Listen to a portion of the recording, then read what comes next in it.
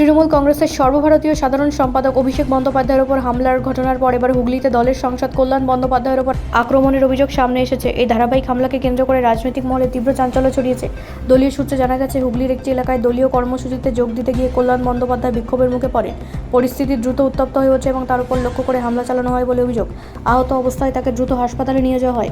ঘটনার খবর পেয়ে মমতা বন্দ্যোপাধ্যায় নিজে হাসপাতালে গিয়ে আহত সাংসদের সঙ্গে দেখা করেন। তিনি চিকিৎসকদের সঙ্গে কথা বলেন এবং ঘটনার তীব্র নিন্দা করে দোষীদের বিরুদ্ধে কঠোর ব্যবস্থা নেওয়ার আশ্বাস দেন।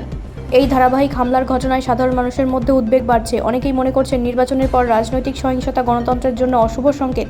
সামাজিক মাধ্যমে বহু নাগরিক দোষীদের দ্রুত গ্রেপ্তার এবং শান্তিপূর্ণ রাজনৈতিক পরিবেশের দাবি তুলেছেন। বিরোধী দলগুলির পক্ষ থেকে এই ঘটনাকে ভিন্নভাবে দেখা হয়েছে। তাদের অভিযোগ, রাজ্যে আইন শৃঙ্খলার অবনতি ঘটেছে এবং শাসক দল নিজেদের অন্তর্দ্বন্দ্ব ঢাকতেই এই ধরনের অভিযোগ সামনে আনছে। বিজেপি ও বাম নেতৃত্ব দাবি করেছে, প্রশাসন নিরপেক্ষভাবে তদন্ত করলে প্রকৃত সত্য সামনে আসবে। তৃণমূল কংগ্রেসের নেতৃত্ব স্পষ্ট জানিয়েছে, এই হামলাগুলি পরিকল্পিত এবং রাজনৈতিকভাবে উদ্দেশ্য প্রণোদিত। দলের দাবি, বিরোধীরা রাজ্যে অস্থিরতা তৈরি করতে চাইছে এবং গণতান্ত্রিক কাঠামোকে দুর্বল করার ষড়যন্ত্র চলছে।